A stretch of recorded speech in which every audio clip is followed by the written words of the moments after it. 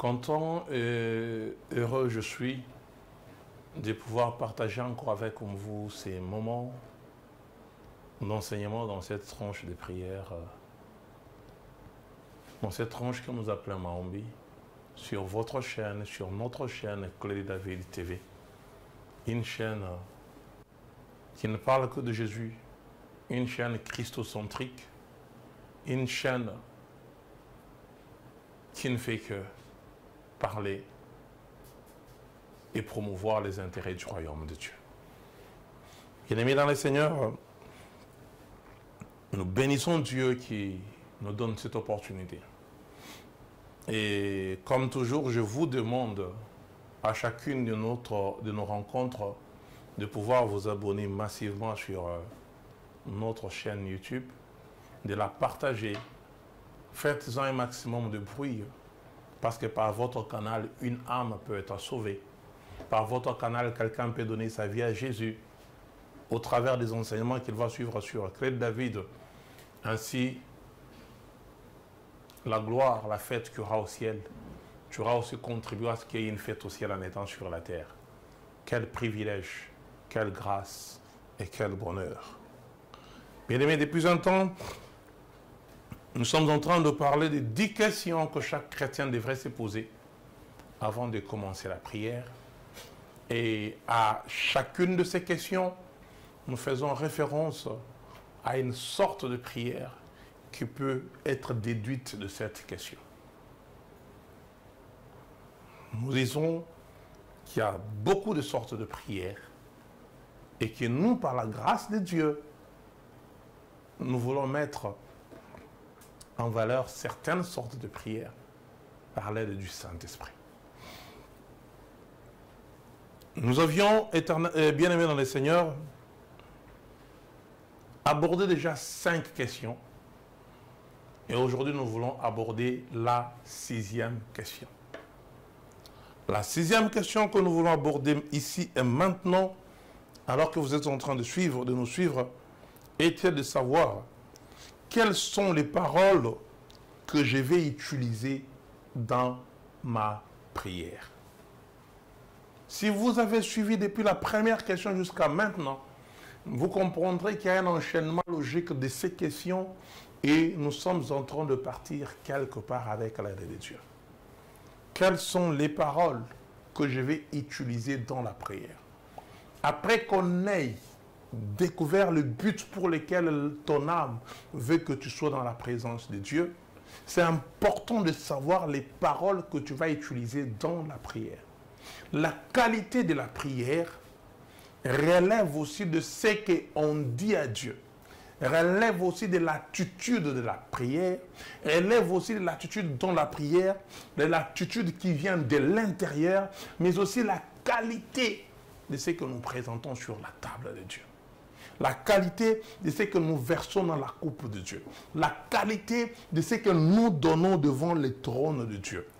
Et par cette question, je peux alors facilement parler de la prière de la proclamation. Je parle de la prière de la proclamation. C'est quoi la prière de la proclamation? Ou la prière communément appelée la prière prophétique. Je peux dire à quelqu'un qui me suit en ce moment que le prophétique, ce n'est pas l'apanage des individus quelconques. La Bible dit en Joël qu'au dernier temps, je répandrai mon esprit sur toute chair. La Bible n'a pas dit que je répandrai mon esprit sur une catégorie de personnes.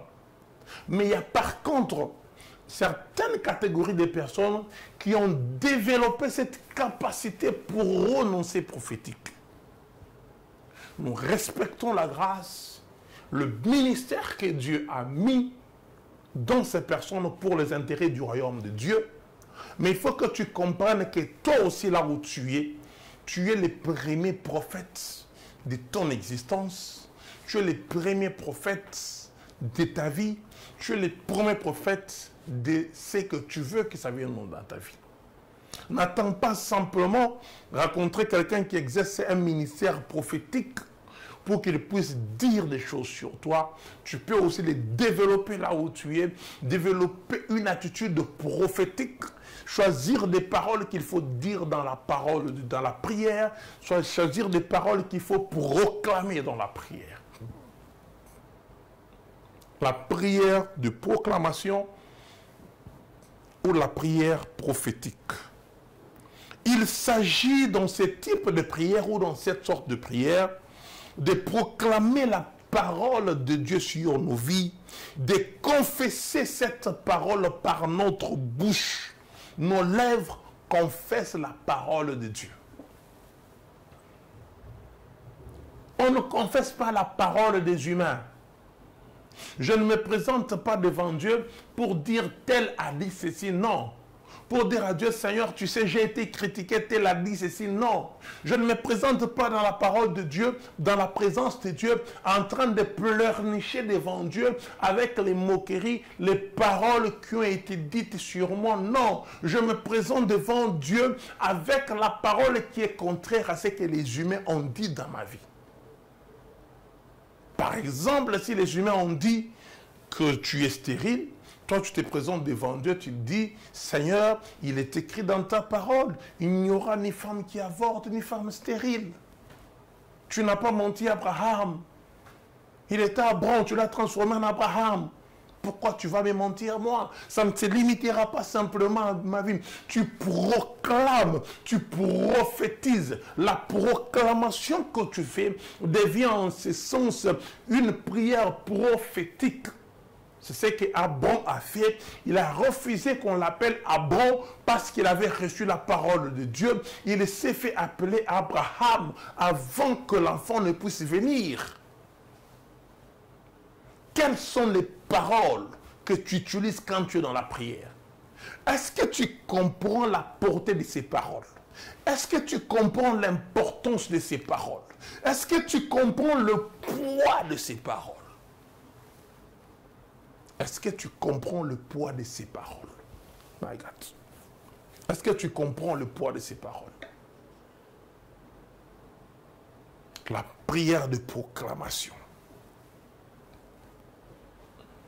Tu sais que lorsque tu fais la prière de proclamation, lorsque nous prions, en faisant la prière de proclamation, surtout si les questions que nous avons abordées précédemment sont respectées, l'Esprit de Dieu a la capacité de nous amener à prophétiser sur nous-mêmes. L'Esprit de Dieu a la capacité de nous amener à prophétiser sur nous-mêmes des choses importantes. Soyez donc sensibles. Soyons sensibles et attentifs quand nous prions. Parce qu'il y a des moments où nous prions avec la force de la chair, mais il y a des moments où nous prions avec la force de l'esprit. Et quand ces moments-là arrivent, tu saisis ces moments, tu commences à prophétiser, à proclamer sur ta vie. Dans 2 Corinthiens 3 que nous venons de lire, nous avons lu dans notre précédent numéro, on dit, le Seigneur ici, c'est l'Esprit Saint. Et quand l'Esprit du Seigneur est présent, la liberté est aussi là. Notre visage en nous est sans voile. Et la gloire du Seigneur se reflète sur nous comme dans un miroir. Alors le Seigneur qui est l'Esprit nous transforme. Il nous rend semblables à lui avec une gloire plus grande. Est-ce que tu comprends l'importance des paroles que tu sors quand tu fais la prière? Est-ce que tu comprends le poids du prophétique qui sort de ta bouche? Bien-aimé, tu vois quelqu'un qui a 10 ans, parce qu'il connaît la parole de Dieu, il déclare cette parole. J'ai été jeune, j'ai vieilli, je n'ai jamais vu un juste être abandonné. Tu es jeune. Il ne suffit pas simplement de réciter la parole de Dieu dans la prière. Il suffit de contextualiser la parole de Dieu, s'approprier la parole de Dieu, faire de la parole de Dieu sa propre parole. Si tu es jeune, tu peux par exemple dire, Seigneur, je suis jeune, je vieillirai, je ne verrai pas de mes yeux injustes qui sera abandonné. Là, tu as fait de cette parole ta propre parole. Mais tu ne peux pas dire, j'ai été jeune alors que tu es encore jeune. J'ai vieilli alors que tu n'as pas encore vieilli. Bon. C'est pour cela que je pose la question, est-ce que tu comprends l'importance de la parole? Est-ce que tu comprends que tu dois choisir les paroles qui doivent être dites dans la prière? C'est là que je parle de la prière, de la proclamation, bien la prière prophétique. Bien-aimés dans le Seigneur, connaître la parole de Dieu nous permet de la confesser, de la proclamer. Connaître la parole de Dieu nous permet de la confesser, de la proclamer. Mais aussi de la contextualiser. C'est aussi de s'approprier cette parole. Quand on confesse une parole, on ne doit pas confesser comme une parole dite par une autre personne. Tu dois la confesser comme une parole qui a été dite pour toi et que toi tu sors. La prière de proclamation. La parole de Dieu, c'est l'épée de l'esprit. La parole de Dieu, en la proclamant sur la vie, sur ta vie, tu es comme quelqu'un qui a pris l'épée, qui est en train de couper, de détruire tout ce qui est contraire à cette parole. J'aime la Bible. Il est écrit que la parole de Dieu ne peut pas sortir et revenir à Dieu si elle n'a pas encore réalisé, c'est pourquoi il a été envoyé. C'est-à-dire que quand tu sors la parole de Dieu sur ta vie, tu la condamnes à accomplir l'objectif pour lequel elle a été sortie avant de rentrer à Dieu. Si elle n'accomplit pas cette parole, elle n'a pas le droit de quitter ta vie. La prière de proclamation. La parole de Dieu est vivante. La parole de Dieu est efficace. Elle est plus tranchante que l'épée. Elle pénètre jusqu'à l'intérieur de notre âme. On va lire Hébreu. Hébreu chapitre 4, verset 12. Nous allons lire Hébreu.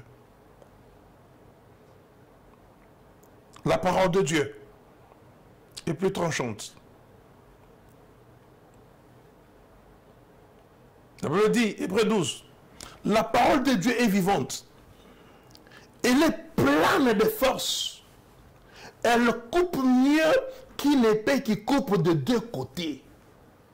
Elle coupe mieux qu'une épée qui coupe de deux côtés. La parole de Dieu entre en nous en profondeur. C'est-à-dire que quand tu proclames la parole de Dieu dans ta vie, elle entre dans les profondeurs. Elle va même dans les souches de ton corps. Elle va même dans ton sang. C'est-à-dire qu'il n'y a pas un endroit où la parole de Dieu ne peut pas arriver. Lorsque tu la proclames sur ta vie, elle te détache de ce qui est contraire à cette parole. Elle va jusqu'au fond de notre cœur, jusqu'aux articulations. My God! Elle va jusqu'aux articulations, jusqu'à la moelle. C'est-à-dire que la parole de Dieu entre même dans l'os, la moelle épinière, mon Dieu, je ne sais pas si on a proclamé que tu avais une maladie de la moelle épinière ou bien la moelle qui fait ceci. La parole de Dieu, elle va même dans cette cellule-là pour y donner la vie. C'est pour cela qu'on a commencé par dire que la parole de Dieu est vivante. Elle entre jusque dans la moelle. Elle juge les intentions et les pensées du cœur. Rien n'est caché pour Dieu. Tout ce qu'il a fait se présente ouvertement devant ses yeux. Son regard couvre tout. C'est à lui que nous devons rendre compte. Est-ce que tu te rends compte? Toutes choses ont été faites par la parole. C'est-à-dire qu'il y a quelque chose qui manque dans ta vie. Prends les versets de la Bible, il y a cette chose, commence à les proclamer sur toi. Commence à les proclamer sur toi. Matin, midi, soir, je vivrai, je ne mourrai pas, je vivrai. Mes enfants ne mourront pas. Nous rendrons un culte dans la présence de Dieu. Parce que la Bible dit, je suis venu pour que mes brebis aient la vie et la vie en abondance. Tu proclames ça. Je prie pendant que tu m'écoutes que la vie de Dieu entre dans ta maison. Je proclame la vie de Dieu sur toi. Je prophétise la vie de Dieu dans tout ce que tu fais. Je proclame la vie de Dieu dans tout ce que tu accomplis. La proclamation. La prière de la proclamation. La parole de Dieu que tu proclames sur ta vie, elle appelle à l'existence de choses qui n'existent pas. Ces choses font quoi? Elles existent comme si elles avaient déjà existé. Si la parole de Dieu appelle à l'existence de choses qui n'existent pas, cela veut dire que ces choses existent quelque part. Pour qu'une chose puisse s'entendre, il faut qu'elle existe. Si une personne n'existe pas, tu ne peux pas l'appeler. Si tu n'as pas Junior, comment tu vas appeler Junior? Si tu n'as pas Téliam, comment tu vas les appeler? Si tu n'as pas, comment tu vas les appeler? Tu ne peux appeler que celui qui est en vie. Tu ne peux appeler que la personne qui existe. Donc ces choses existent quelque part. Mais la parole de Dieu, quand tu la sors, tu la proclames sur ta vie, elle va les ramener. Choisis donc les paroles que tu vas dire dans ta prière. Choisis donc les paroles que tu vas sortir dans ta prière. Choisis donc les paroles. Choisis donc les paroles que tu vas sortir. Choisis donc les paroles que tu vas sortir, bien-aimé. Choisis donc les paroles que tu vas sortir. Je vais prendre l'exemple de quelques proclamations que nous pouvons faire. Par exemple, lorsque tu es acculé, lorsqu'on te traque de partout, lorsque ton âme est fatiguée, lorsque tu as l'impression que tout s'écroule, tu peux citer Romains 8, 27, Romains 8, 37. On va dire Romains 8, 37. La Bible dit, mais dans tout ce qui nous arrive, nous sommes les grands vainqueurs par celui qui nous a aimés. C'est-à-dire, quand je vais proclamer ces versets dans ma vie, alors que j'ai l'impression que le monde va s'écrouler, j'ai l'impression que la situation devient difficile, j'entre en prière, je vais dire à Dieu, dans ce que je suis en train de vivre là, dans ce qui m'arrive à cet instant-là, dans ce que je traverse là, moi, je suis vainqueur. Moi, tel, tu cites ton nom, tu dis, je suis vainqueur. Tu parles à ton âme, tu dis, mon âme, tu es vainqueur. C'est ainsi que David, comprenant ces choses, il pouvait dire, mon âme, écoute, écoute mon âme, je traverse des moments difficiles, mais toi, tu n'as pas le droit d'oublier ce que Dieu t'a fait. N'oublie aucun bienfait de Dieu. Choisir les paroles qui seront dites dans la prière est aussi important. Quelles sont les paroles que tu vas dire dans la prière? Ça, c'est important. Ça, c'est très important. Même très important. Dans tout ce qui nous arrive. Dans d'autres versions, il est écrit, dans toutes ces choses, je suis plus que vainqueur par celui qui m'a aimé. Mais moi, j'aime cette version qui dit, mais dans tout ce qui nous arrive, nous sommes les grands vainqueurs par celui qui nous a aimés. Jésus ne nous a pas aimés pour que nous devenions des perdants. Jésus ne nous a pas aimés pour que nous devenions des perdants. Parce qu'il nous a aimés. Parce qu'il s'est sacrifié à la croix de Golgotha, nous sommes donc vainqueurs. Comprenant ces versets de la Bible, comprenant le poids de ce que ça représente, dans ce que je traverse, je dis, Seigneur, peu importe la situation qui m'est arrivée, qu'elle soit bonne, qu'elle soit mauvaise, je suis vainqueur. Parce que toi, tu m'as aimé. Ce n'est pas parce que je mérite. Non. Ici, ce n'est pas par le mérite. Ici, c'est parce que Dieu m'a aimé. Ici, ce n'est pas par le mérite. C'est parce que Dieu nous a aimés. Ce n'est pas par le mérite. C'est parce que Dieu nous a aimés. Si je suis malade, je vais dire à Dieu, par les meurtrissures de Jésus, je suis guéri. 1 Pierre, chapitre 2, verset 24. Quand tu vois l'importance de connaître la parole de Dieu. Quand tu te sens condamné, Tu sens qu'on te dit, le lien de ta famille t'accuse, les réclamations. Tu dis, il n'y a donc comme maintenant aucune condamnation pour ceux qui sont en Jésus. Romains 8, chapitre 1. Les proclamations. Bien-aimés, nous allons faire la prière des proclamations ces jours. Ah, je vois un prophète s'élever au milieu de son salon. Je vois quelqu'un qui a la rage de proclamer la parole de Dieu dans sa vie. Je vois quelqu'un qui a la rage de transformer la situation qu'il est en train de vivre parce qu'il a bien choisi les paroles qui vont sortir dans sa prière, parce qu'il connaît bien les versets. Bien aimé, si c'est difficile, si tu ne connais pas bien la Bible, c'est pas grave. Entre même sur Google, tape même ma situation ici. Quels sont les versets bibliques qui sont en rapport avec ma situation? Écris-les quelque part. Ce n'est pas un péché. C'est la parole de Dieu que tu prononces. Tu n'as copié chez personne. Tu as copié dans la Bible. Tu prends ça. Tu commences à proclamer. Tu dis, je suis plus que vainqueur par celui qui m'a aimé. Ah, prophète, lève-toi là où tu es. Prophétesse, lève-toi là où tu es. Nous voulons faire la prière de proclamation. Mais choisis bien les paroles que tu vas dire. Choisis bien les paroles que tu vas dire. Choisis bien les paroles que tu vas sortir de ta bouche. Alors lève-la là où tu es. Nous allons commencer à proclamer Dieu sur nos vies. Nous allons commencer à proclamer Dieu dans la situation que tu as. Nous allons commencer à proclamer Dieu dans ce que tu es en train de vivre là. Je peux te rassurer, dans tout ce qui t'arrive, tu es plus que vainqueur par celui qui t'a aimé. Ce n'est pas question de mérite. Là, ce n'est pas une question de mérite. Là, c'est simplement question de la croix de Golgotha. À la croix de Golgotha, il a dit, j'ai tout accompli. Il n'a pas dit que nous avons accompli avec quelqu'un pour que quelqu'un vienne demander la part de ses intérêts. Non, il l'a fait seul. Il l'a fait pour ma vie. Il l'a fait pour ta vie. C'est pour cela que j'ai l'assurance de proclamer. J'ai l'assurance de le dire. Dans ce qui m'arrive, je suis vainqueur parce que Jésus m'a aimé. Il n'y a pas de condamnation parce que moi, je suis en Jésus. Il n'y en a pas. Le diable n'a pas le droit de me réclamer quoi que ce soit. Ma famille n'a pas le droit de me réclamer quoi que ce soit.